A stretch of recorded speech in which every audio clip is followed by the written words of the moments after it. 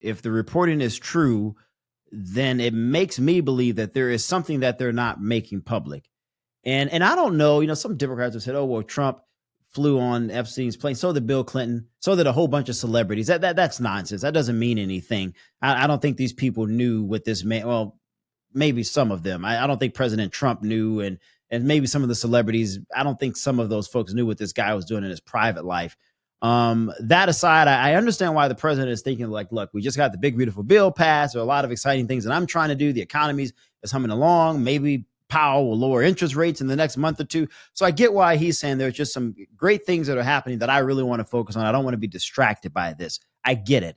But I also think the president has to recognize that he did promise. He did promise to folks who supported him and voted for him. He said, hey, when I get in, I'm going to be transparent about any and everything that happened with Epstein, because you all have a right to know. And we as a society should know the men who are harming young girls. I mean, it was over 1,000 victims, Michelle. As young as 14 years old, this guy got a sweetheart deal in Florida where he could leave prison whenever he wanted to. No one in America would ever get such a deal like that. And I think the reason we don't know, and I think Steve Bannon said this yesterday on the War Room, that maybe there are some people who are Republican donors, just as there are some who are probably Democrat donors, who may have been involved. And I understand why you wouldn't want to make this public, but I don't think this is going to go away. I get the president's position, but I would say, Mr. President, we have to protect our children. You have been a wonderful father. Look at his children. They're all incredible people. You have 2 amazing daughters. So I know the president cares a lot about wanting to protect young girls and young women. And I would just say, Mr. President, people are going to stand by you. We're going to keep supporting you. But allow us the opportunity to go after those people who really did wrong here.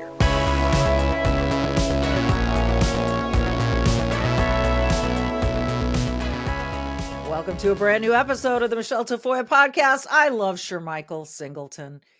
You may know him. He appears on CNN quite a bit. He is a good human, man. And you're going to hear from him and find out why. I challenge you to disagree. Yeah, you can disagree with him. That's the beauty of America still for now, if we maintain it.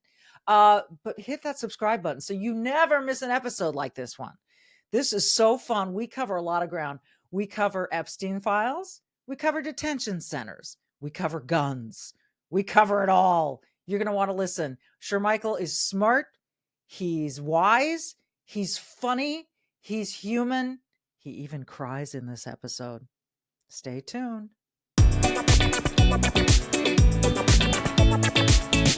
Shermichael, good to see you. I'm excited to talk to you about a bunch of different stuff today, getting kind of a good peripheral view of some of your viewpoints. When people see you on CNN, you're generally in a panel with a lot of people who disagree with you. It sort of reminds me of being on The View, but maybe not that extreme. I want to start with this kind of broad topic that you and Dan Abrams disagreed on. And that was why people voted for President Trump. So let me just play the sound and then we'll get you on the other side. Let's roll it, Misty. Utopian to believe that it's all based on policy, right? Donald Trump won in part because of his personality. You don't think people cared? You don't think Republicans care about policy? I think they cared more. I think they cared more about the fact that they liked Donald Trump better than any other Republican. Or did they like Donald Trump's prescriptions to their problem? They liked that Donald Trump was sticking to I think when it came to the Republican primary against. Well, I don't know who the woman was sitting between you two, but she said they liked Donald Trump because he was sticking it to the libs. I think there's certain truth to that, but I liked what you said because I think Donald Trump won almost in spite of his personality, because there are a lot of people who don't like him who voted for him. So take it from there. And look, Michelle, that was my point. I mean, of course, I've ran a lot of campaigns. Obviously, liking a candidate matters. Like, I know that better than probably a whole lot of people, having gotten a lot of people elected and even having lost some campaigns. But my overall point was, I think there's this misnomer in our country that anybody who's a conservative or a Republican is just somehow not educated. And I think that's incredibly disrespectful. I think it minimizes and diminishes really hardworking, very smart people in this country who, by the way, represents the majority. There's a reason why the Democratic Party is becoming more elite in terms of academic attainment, meaning they have a college degree. Right. That's not the majority of people in the country. Right. And so to pretty much say, well, it's just because they liked him, and it's people will say, no, it was Trump's message on immigration that I liked. Totally. It was Trump's message on reshoring certain jobs back to the country. His prescriptions on, hey, we have been taken advantage of a little bit in terms of trade. Him saying, hey, the establishment on the left and the right, they came up with NAFTA and other forms of trade agreements that really sent tons of jobs out of this country. 90,000+ manufacturing plants shuttered, millions of good paying jobs that really helped a lot of Americans rise to the middle class. And people are saying, well, no, this is what I want to hear. It wasn't just because they liked him. Right. It was because his recognition of the plight of a lot of people in the country was spot on. And people said, I'm listening to these traditional politicians say, oh, well, we're going to do this. And here's my plan. And people have said, we've tried all of these plans. Yeah. And they have not worked for me. They've worked for their rich friends, for their highly educated friends, but not for the regular guy. Well, and I would argue too, for the regular guy. So that's why I disagreed. I am in agreement with you. I think that a lot of Trump's personality rubs people the wrong way. And I've heard people say, I don't necessarily like him, but I voted for him anyway because of the things you talked about, immigration, because of factories being shuttered all over America. Let's reshore a lot of our manufacturing, because of the economy. And the Democrats, as I recall, tried to sell us on this campaign of joy and masculinity with Tim Walz, and people saw right through it. So I think there was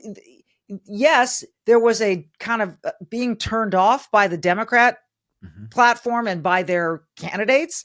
But I don't think it was all about liking Donald Trump. So I appreciated you saying that. And the fact that you've run campaigns, I'm going to take a left turn here for a minute. Yeah. Really left. Really left turn. Okay, I'm following you. How do you explain to me that Mamdani is like this new brand of chic leftism? This is interesting. I was just talking to a friend from college about this on my hour drive, stuck in traffic to do this interview. And if you recall, we've gone through this before in the late 50s, definitely the 60s, of a younger generation been open to the idea of socialism, Marxism, economically, culturally, as being prescriptions to deal with the problems as they saw it at that time. I argue, and I really fundamentally believe this, I think the income wealth divides that we've seen in the country, I think an increase in competition of certain jobs have made it very difficult for a lot of young people who are millennials like me or Gen Zers to really compete. Now, the greatest generation in our country handed my parents an amazing America. Yeah. An America that was prosperous through the roof. You could afford to buy a home. You could send your kids through college, trade, whatever the case may be. America was booming. And then I hate to say this, but they screwed it up for us. They screwed it up. And so people in my age and below, they're saying, well, I want that great America again. I want to be able to afford a home that maybe cost $150K and not $800,000 or $1 million. And you need $200,000 down to get into it. Most people can't afford it. And so I think they're looking for answers, Michelle, to those problems. The unfortunate reality is, though, that they're looking at socialism. They're looking at Marxism because they're thinking, well, maybe we do need to control rent. Maybe we do need to control grocery prices. At some point, maybe we do need to control the cost of gas. Maybe we do need to control the cost of goods in the stores in general. Then we're not teaching economics properly in this country. Would you agree? I absolutely would agree. But the point that I'm trying to make here, though, is that I really believe this. I really think it is the failure of a lot of people who are older than me who screwed up this country.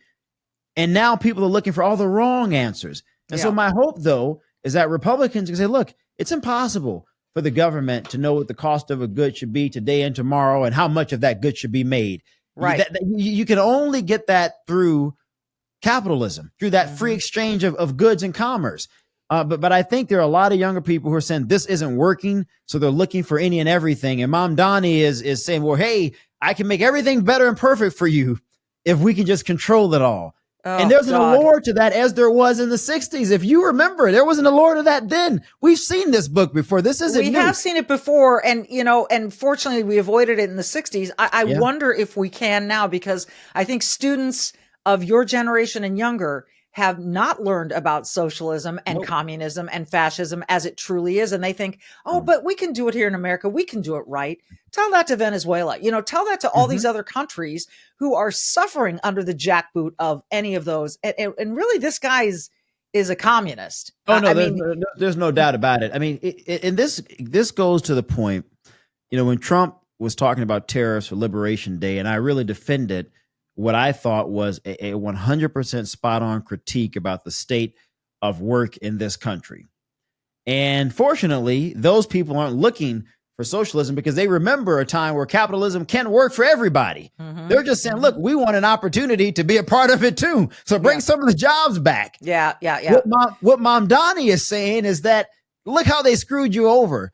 Look how terrible things are. The only way to correct this is by redistributing wealth because they've gained too much, is by controlling grocery stores because look at how expensive this cost of goods are. They must be making so much money off of this, although the reality is most grocery stores barely break even, as you may know. Yes, correct. And so he's selling a dream, Michelle, based upon what I would argue the anxiety of young people who, to your point, do not know.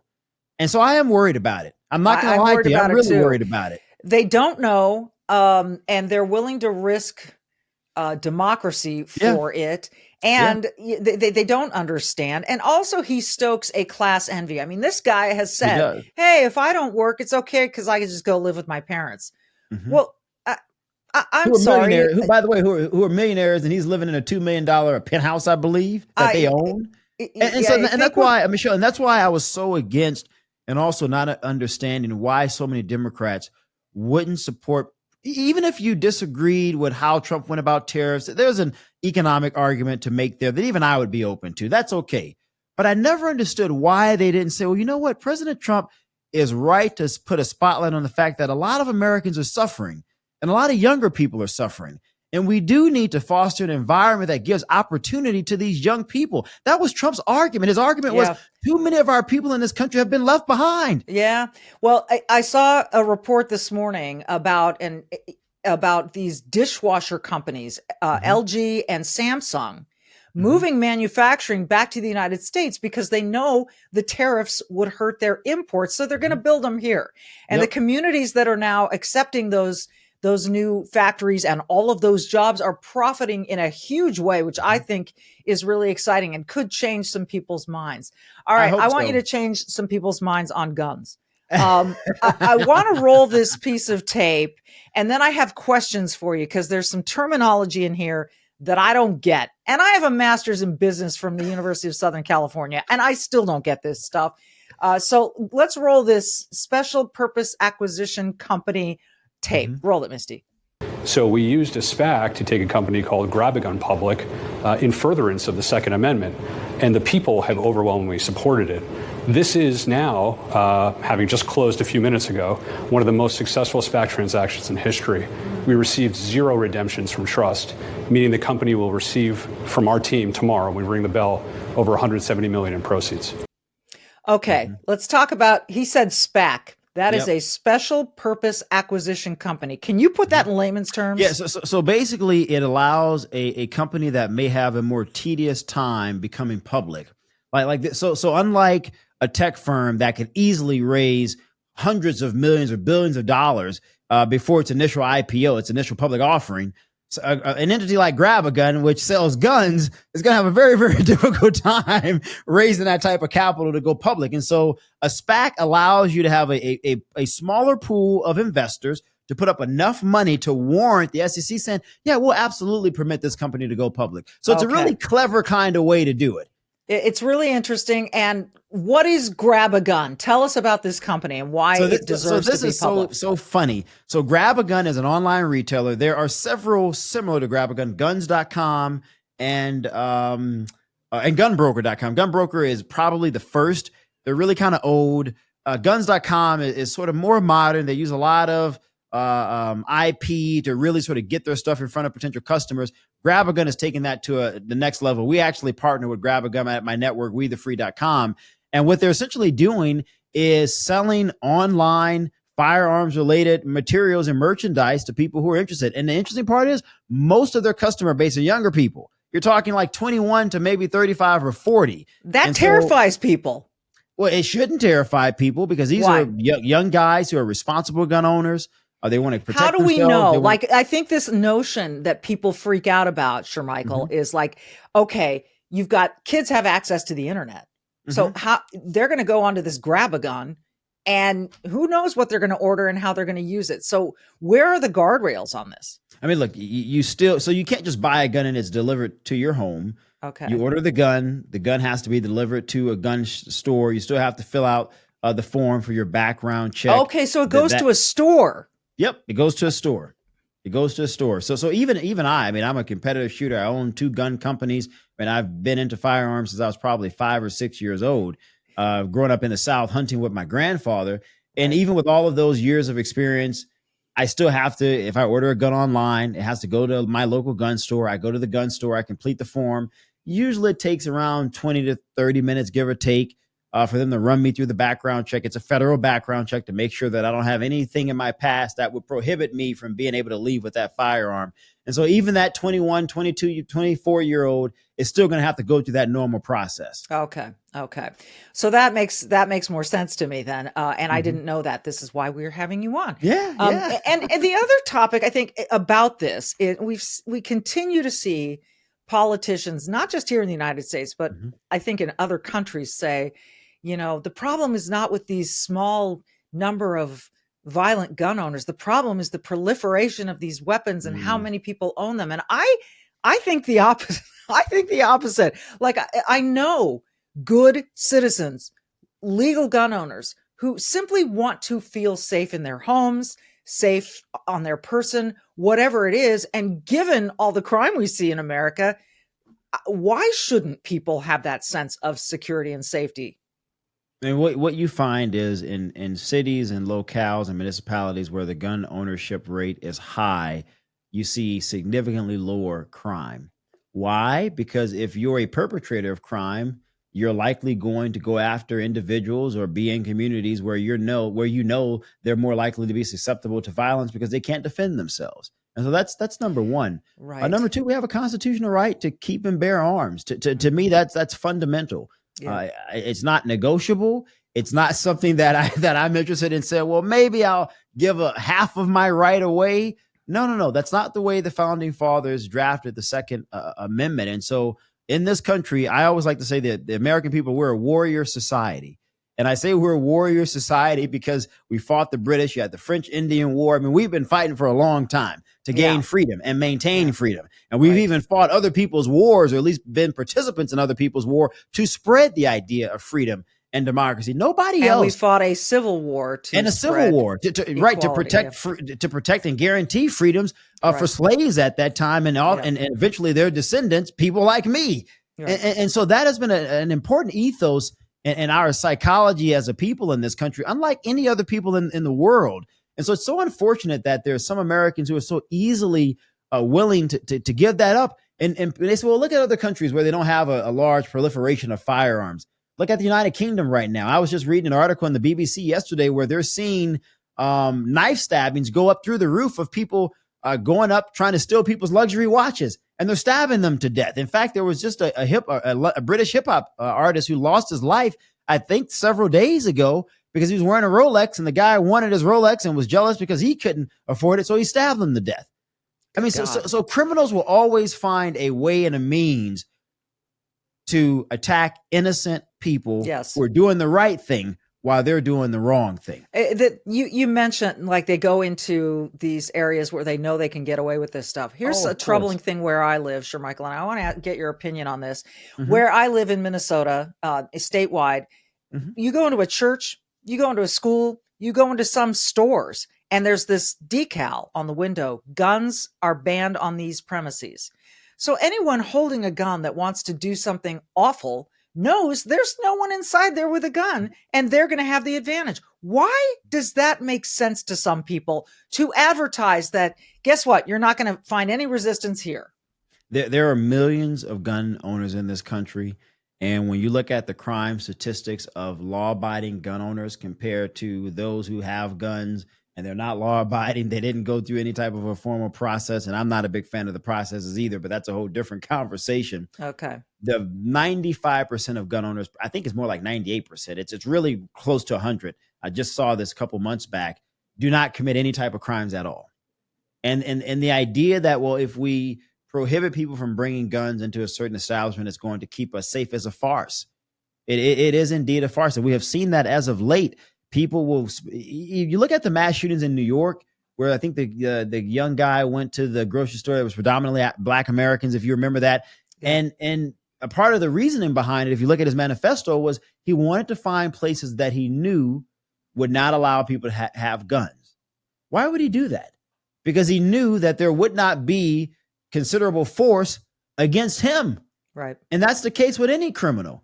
And so I actually avoid places that don't allow me to carry my firearm concealed, because I know for a fact if any person wants to commit crime, whether it's robbery, whatever the case may be, you're going to go there because you know, oh, this is going to be easy. No one's going to stop me. And I'm not interested in being a victim. Yeah. Churches, religious centers, schools end up being very soft targets. Mm-hmm. Speaking of guns, Gavin Newsom was on a podcast recently and was gifted a gun. We'll show folks the photo of him receiving a gun, and he says he's not anti-gun. You buying it, Shermichael? No, I'm not. I'm not buying it. Gavin Newsom wants to run for president, and so he's trying to move to the middle as much as possible. And it was trying funny to be a bro too. No, he is, because it's funny. I watched the clip. He was with Sean Ryan, who, shout out to Sean Ryan. I love that guy. He's just a decorated veteran, special operations guy, former CIA officer, and as pro 2A and pro freedom as they get. And he gave him, I believe it was a piece 365 micro, I think. Don't hold me against that, guys, but I know it was a SIG pistol, a smaller size pistol, so made for concealed carry purposes. Mm-hmm. And it was interesting because Gavin is talking about the gun, but then he talks about all the things that are anti-gun. And I thought he was like, well, I don't understand why people need to have, he called them clips. We don't call them clips, they're magazines. I don't know why people need to have a large capacity clip. Or then he said, well, people don't need assault rifles, talking about the AR-15, which doesn't stand for assault rifles, Armalite rifle, made in, I believe, the 1950s. So nevertheless, he used all of the typical anti-gun language while trying to convince people that he was pro-gun. And I remember one of my friends, Coleon Noir, who's a big gun guy, used to be on NRA TV with Dana Loesch, was just saying, this is so crazy that he's trying to pretend that he's a gun guy. But then he's talking about how I don't want people to have larger magazines. I don't want people to have AR-15s. I don't think you should have this kind of gun or that kind of gun. It was just so bizarre. No one who knows guns and loves guns are buying it, but it was a nice try. I you know what I wish he'd try to do? I wish he'd try to help all those people whose homes burned down in Altadena. Right. Or the homeless, or the homeless crisis and in the homeless crisis, which he's been promising to fix for decades. Mm-hmm. And they throw money at it, doesn't work. Gavin, please, God, let people understand who Gavin really is. All right. But can I just say really quickly? Yeah. That is a part of the Democrats' problem, particularly, I think, with men.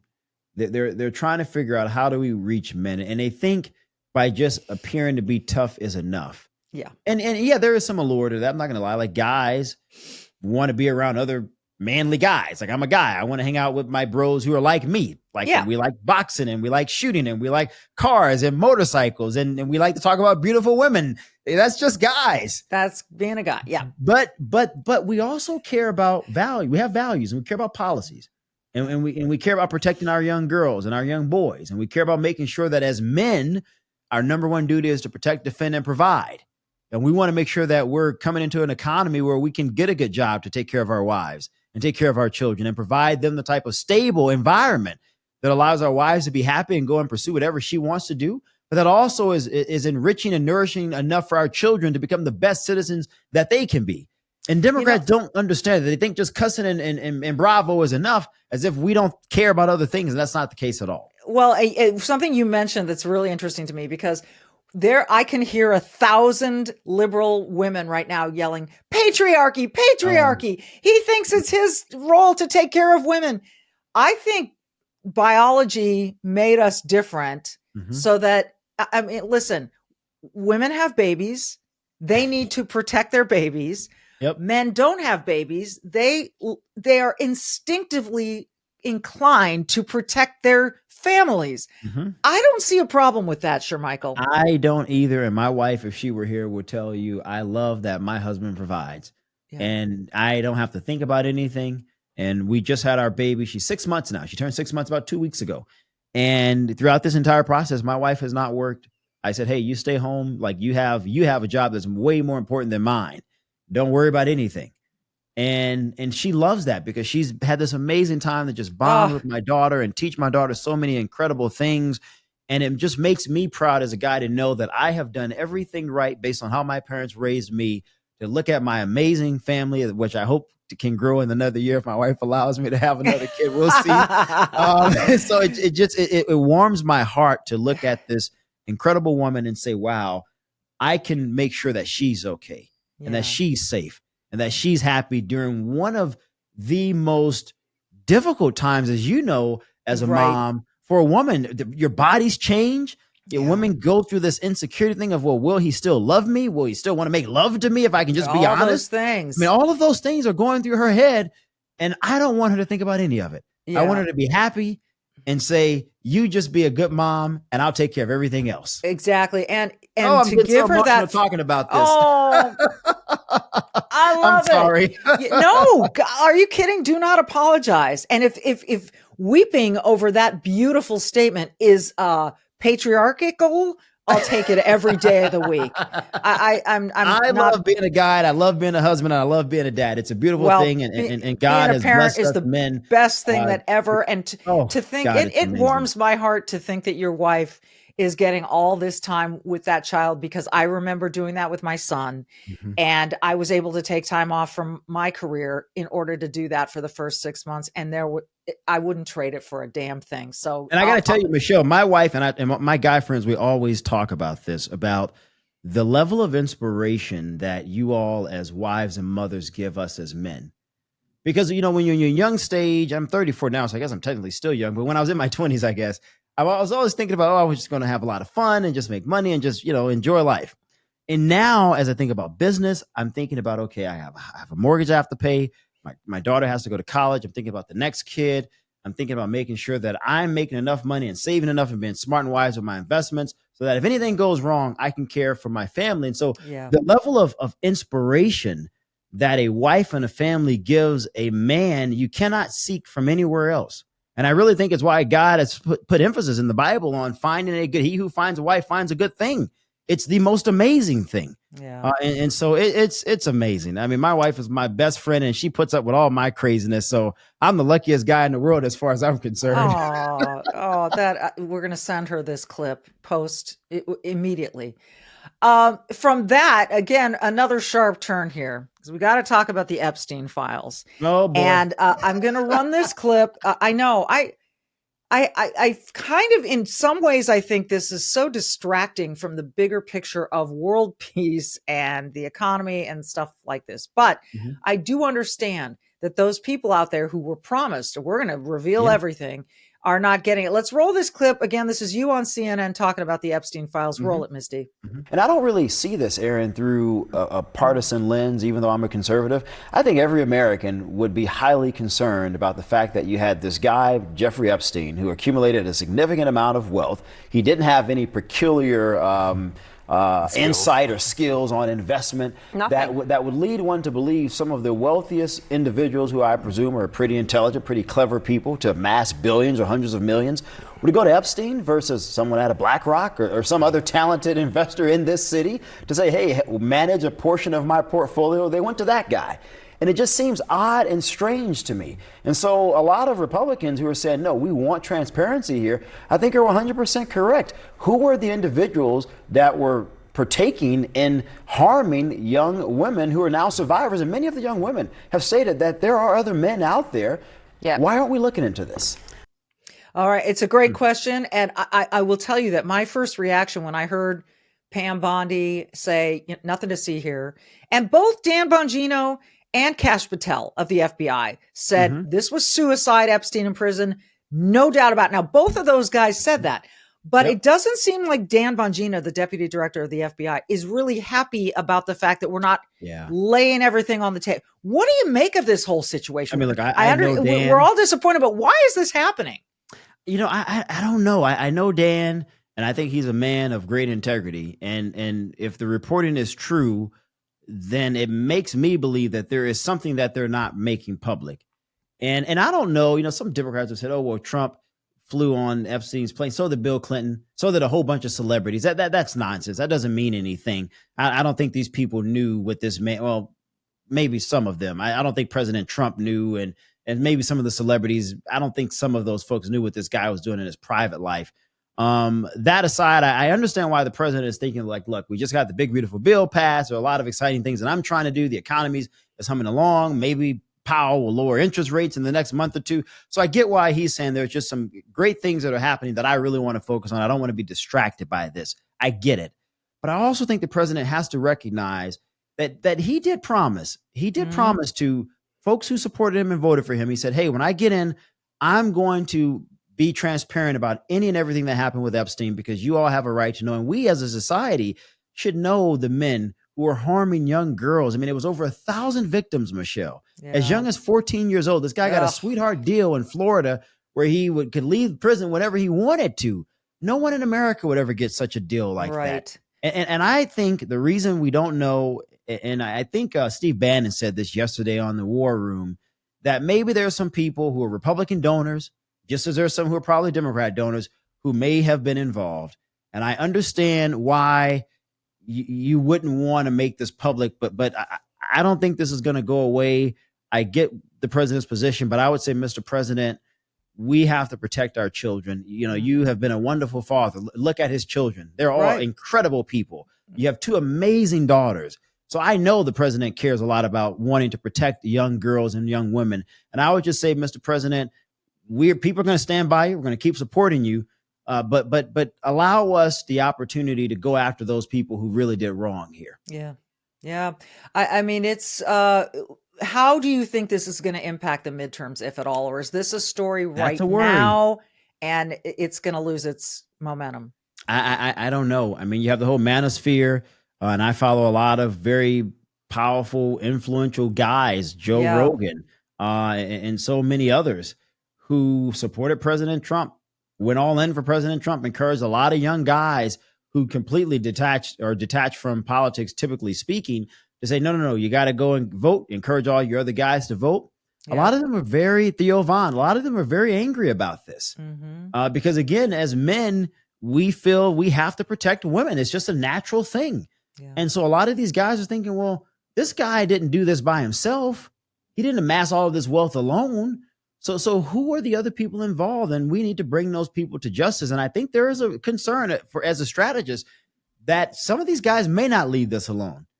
And if that happens, we can't afford to lose some of those guys in midterms, which will be close. We have a very, very slim majority in the House right now. As you already know, Michelle, we can't afford to lose any Republican voters in midterms next year. And I worry that could potentially happen. And even Steve Bannon, Laura Loomer, they've also talked about like, hey, there's a risk that we might lose some people this year. Let's just put it out there so that everybody can see who those names were.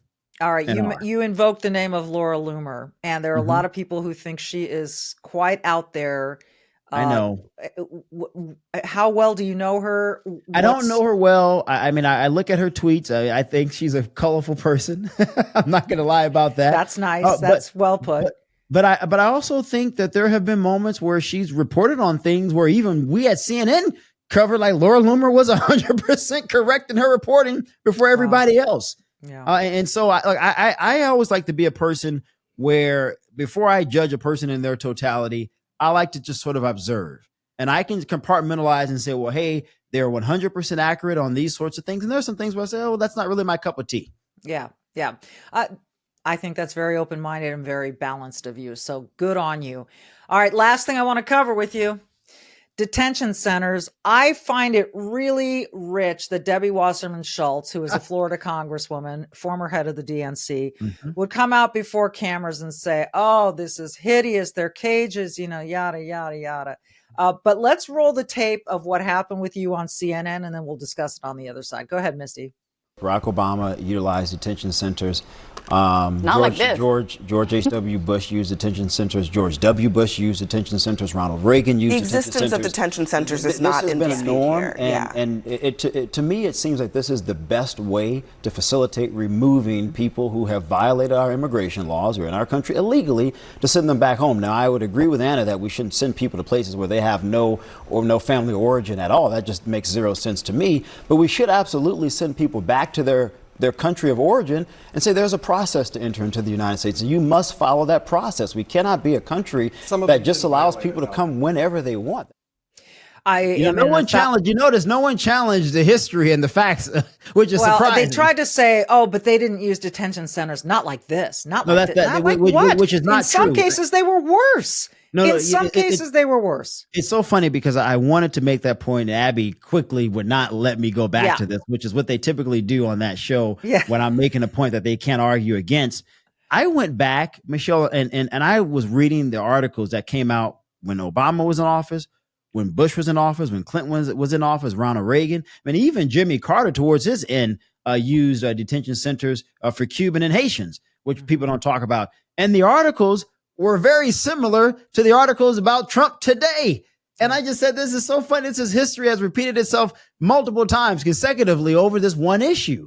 Yeah. And so for them to say that, it's the worst thing ever, no. And in terms of family detention centers, it was Obama who introduced that. Now, we can argue about separating whatever, but Obama used that to great effect. And a part of his reason was you need to be able to house people together collectively to be able to move them. What we're going to say, go hang out at your house and we'll just come knock on your door when we're ready to send you home. Yeah. No, bring them together and say, look, you violated our laws. You have to go back. There is a process. And oftentimes you can't come back for, I think, around 5 years before you can apply to become a citizen in the country. It makes all the sense in the world to me to do it. The Filipino caretaker who saw my dad through his final 6 years of his life, who became like a family member to us, overstayed his visa, got the boot, and now was not able to come back and give that same care to my mom while she was dying because he was not allowed back in the country.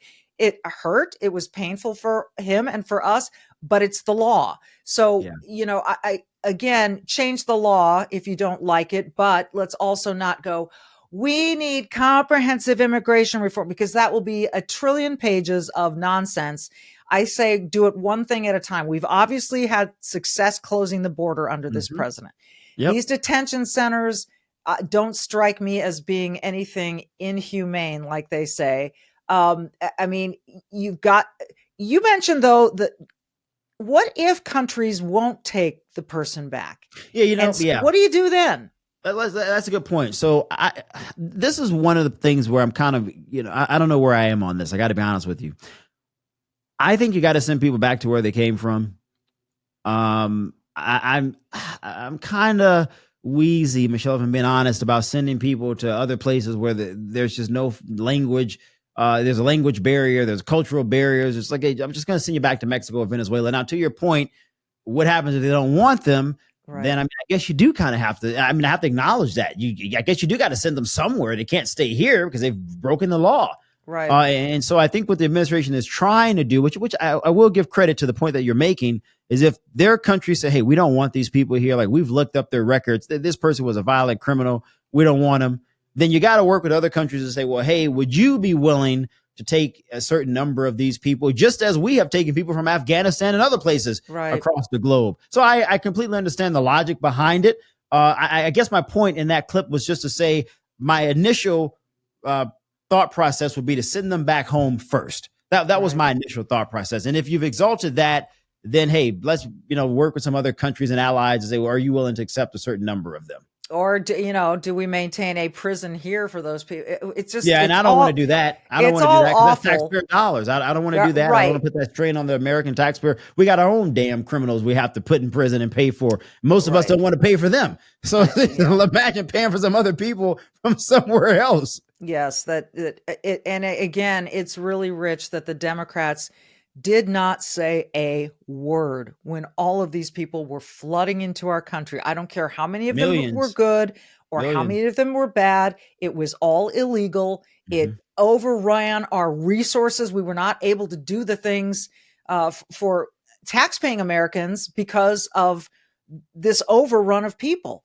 And to that point, we talked about Gavin Newsom at the onset. Yeah. In California, they're in a budget crisis right now. Yeah. And let me tell you why. Because they excited to expand healthcare services for illegal immigrants. Mm-hmm. And so the state right now of California is seeing a budget shortfall. So every time I hear Democrats say, oh, well, California gives way more back to the federal government than any other state. Yeah, California is also on the brink of bankruptcy, by the way. Yeah. It's a very poorly run state. And it is. It is my home state, and it breaks my heart. A beautiful state, but not ran very well. No, it run into the ground, sadly. Yeah. It's been really tough to watch. Yep. You're not tough to watch. You're really fun to watch, and I love having you on, and we'll do it again for sure. You can follow Shermichael. We've been showing you all of his handles. You can look for him in the show notes, and it's great to see you. I always end the show, Shermichael, as you know, by saying be brave and do good. I think you're really brave going on CNN into that lion's den of people. I got to tell you something, though. Can I tell you this before we go? Yeah. I am really getting to a place, and I don't know what this means, but I'm getting to a place where, in terms of my television career, I really want to be among other conservatives. I'm really kind of tired of trying to prove that what I believe and value has value. I'm tired of trying to convince people who probably think I'm the scum of the earth that people who share my beliefs are worthy and noble to be a part of the conversation and discussion. I was talking to Scott Jennings about this. He and I were together 2 nights ago, and I just said, Scott, I'm just kind of getting tired of this. Like I could go any other network. I really could, and talk to conservative people who would support me and support all of the other business activities that I'm doing. There just comes a point in time where you kind of you get tired of that. You get tired of the disrespect. You get tired of being overtalked. You get tired of people cutting you off, but they support everything the Democrats say. And it's like, well, this is obviously biased, but of course the conservatives have to be the punching bag. You kind of get tired of that, Michelle. So we'll see. Is that a hint? You might We'll be see. moving. Okay. All right. Well, I'll be watching. I appreciate you joining us here on the Salem Podcast Network. And now Scott Jennings is part of the Salem family as well. Yes, that's my guy. I love me some Scott. I'm so glad that we got him here. I think you two have a lot in common in the way that you very calmly present your arguments. I love it. So I'm still going to say, be brave, like Shermichael. Go into rooms you might not feel comfortable in and say what you know to be true. And do good. Be a great dad and a great husband, like Shermichael. Absolutely. Hey, thanks. We'll do it again. Michelle.